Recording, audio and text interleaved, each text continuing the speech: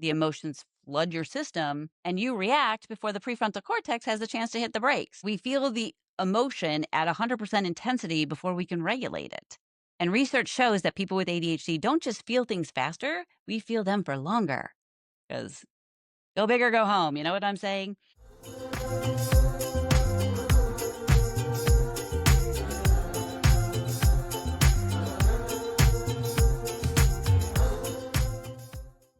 Have you ever dropped a piece of toast? Just a simple piece of toast. But instead of picking it up and moving on, you felt a sudden, blinding flash of rage that made you want to scream or punch a wall. Or maybe you sent a text to a friend and they didn't reply for a couple of hours. And in those 2 hours, you didn't just think, they're busy. You convinced yourself that they hate you, you're annoying, and you should probably just throw your phone in the river. If you're nodding your head yes to any of that, you aren't crazy and you aren't immature. You might just have an ADHD brain that processes emotion differently. Welcome back to ADHD and with Jorie Houlihan. My name is Jorie Houlihan. I'm an ADHD life coach, speaker, and was also diagnosed with ADHD at the ripe old age of 49. So today we are stripping away the stereotypes about lost keys and the lack of focus. We're going to talk about the symptom that affects our lives the most but gets discussed the least, and that is emotional dysregulation. But before we dive in, a very important disclaimer. I am an ADHD life coach and a podcast host sharing my lived experience and the research that I've gathered. I am not a doctor, a psychiatrist, or a licensed therapist. If you are struggling with your mental health, please reach out to a professional. Today, we are going to look at why our feelings go from 0 to 100 in a split second. We're going to look at the biology behind it and how to manage it without hating yourself. Yay! All right. So let's start with defining the problem. For a long time, if you looked up the diagnostic criteria for ADHD in the DSM-5, which is the manuals that doctors use to diagnose, you wouldn't find much about emotions. In fact, you still don't when it comes to ADHD. You'd see a lot about organization, hyperactivity, and attention. But if you ask anyone who has ADHD, the emotional aspect is usually the hardest part. The concept is called emotional dysregulation. And in simple terms, it means the inability to modulate your emotional response to be within the quote unquote acceptable range of a typical reaction. Here is a staggering stat for you. According to Dr. Russell Barkley, one of the top leading researchers in this field, nearly 70 to 75% of adults with ADHD report that emotional dysregulation is a major side effect that negatively impacts their quality of life. We aren't drama queens. We are dealing with a brain that feels things at a higher volume. So, this often shows up as something the community calls RSD or rejection sensitive dysphoria. This is extreme emotional pain that is triggered by the perception, not necessarily the reality, but just the perception of a slight, of being rejected or criticized. So let me give you a personal example. So years ago, I texted a friend about meeting up for lunch soon. We hadn't seen each other in a while. Silence. Now, several hours passed, and thankfully, I have very powerful out of sight, out of mind. So I actually forgot I'd even texted her until later in the day. So that sort of worked in my favor this time. Now, when I went to go check later, still silence. Now, a neurotypical brain might think, well, they've been at work, they're driving, they didn't see it, they're busy, right? My brain immediately spiraled. I felt this physical tightness in my chest, my face got hot, the narrative in my head shifted instantly to, she thinks I'm annoying. I probably overshared the last time we got together. I talk too much. I am too much. I should just never speak again. Like that's ever going to happen. But in the moment, I felt like that was the case, that I should just, I'm too much. That's why she hasn't reached out.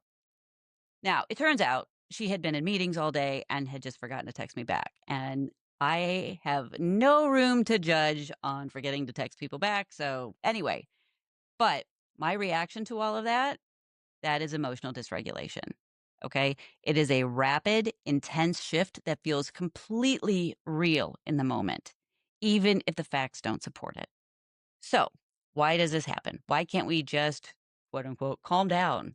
Side note, never in the history of calming down has anyone ever calmed down by being told to calm down, just in case you're wondering. Okay, so why do we struggle with this? It's gonna help to take a look at the biology because that shifts the conversation from a character flaw, which it's not, to mechanical issue, which it is. So there are two key players in your brain that we need to talk about, the amygdala and the prefrontal cortex. So think of the amygdala as the watchdog. Okay, it's the emotional alarm system. It sees a threat or an intense emotion and it barks. The prefrontal cortex is the logic center. It's the braking system. In a neurotypical brain, when the amygdala barks, the prefrontal cortex kicks in and says, "Hey, it's just a piece of toast. It's not a tiger. We don't need to scream. It's all right." However, in the ADHD brain, the connection between these two areas is weak. The braking system is delayed. So the amygdala barks, the emotions flood your system, and you react before the prefrontal cortex has a chance to hit the brakes. We feel the emotion at 100% intensity before we can regulate it. And research shows that people with ADHD don't just feel things faster, we feel them for longer. Because go big or go home, you know what I'm saying? So it takes more energy for our brains to return to a baseline level after an emotional spike. This brings me to another example of emotional overreacting, shall we say. I call it the overstimulation explosion. So, when my kids were young, this was prior to my diagnosis, I was incredibly dysregulated at that time in my life, and I didn't know it. And there would be times where I would maybe be cooking dinner and the fan's on and everything's sizzling on the stove and the kids are running around and my husband's asking where something is. And then one of my kids would come in and ask me a very innocent question, and I would just snap at them. And of course, they're looking at me like, "Oh my gosh, what did I do wrong?" There's not a day that goes by that I don't, on some level, think about that time in my life with a huge amount of regret. Now, again, I didn't know what I was dealing with at that time, but that surge of pure agitation, it was like my skin was on fire, right? And I'm snapping at whoever came into the line of fire. The anger vanished, but then it was replaced by a massive wave of shame. I wasn't angry at my kids or whoever I was yelling at. I was chemically overwhelmed. My brain had too much input, the regulator failed, and the pressure valve blew. Understanding that this is biology does not excuse the behavior. We still have to apologize. And I have since getting my diagnosis and learning all of this, I had conversations with both my kids about that time and apologized and made them aware that I am a work in progress, but at least now I know what I'm dealing with. And that went a long way with them. So you still have to apologize. It doesn't excuse the behavior, but it explains why it happens.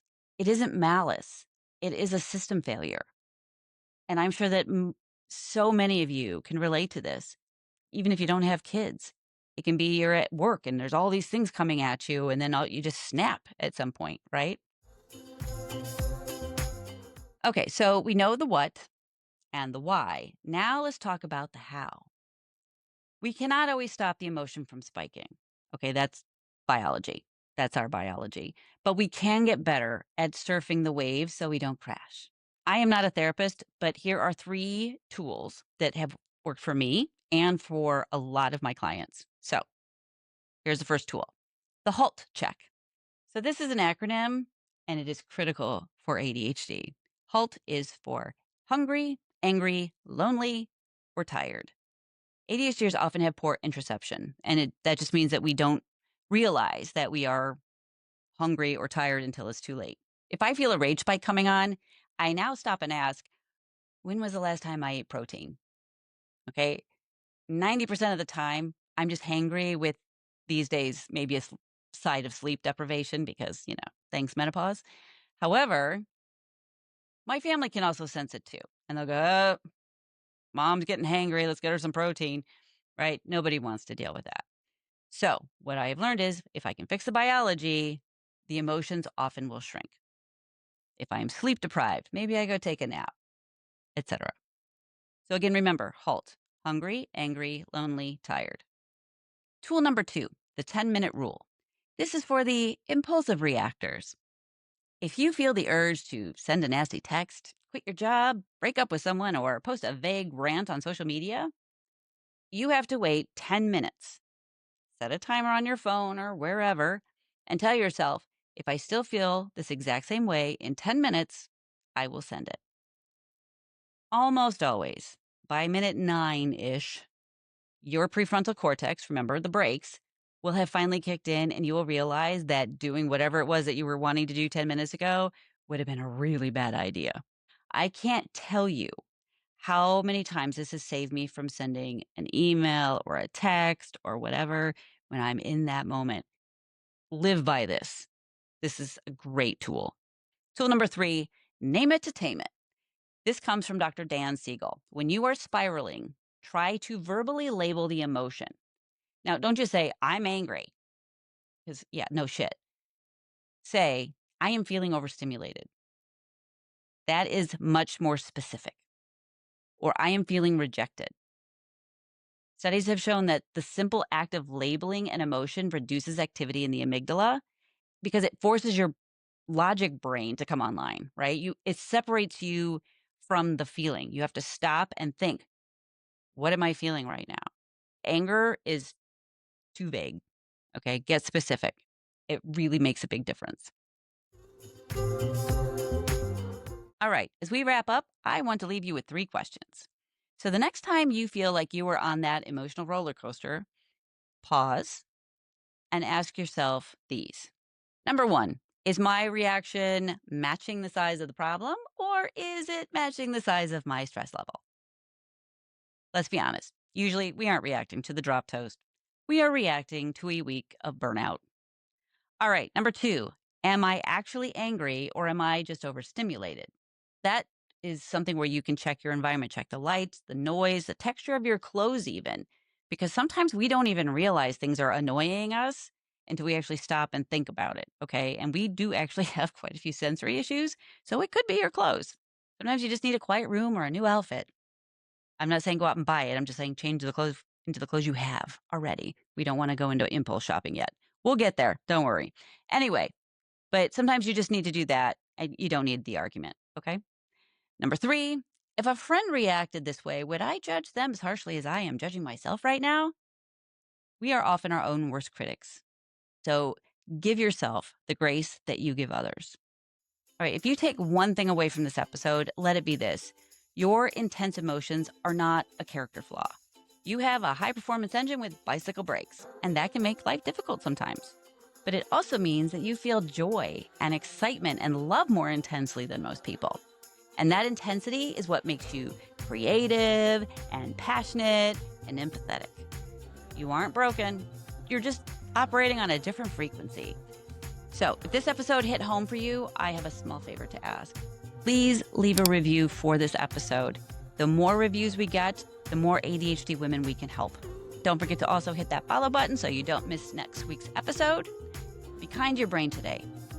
I will catch you in the next one. This is ADHD and stay curious.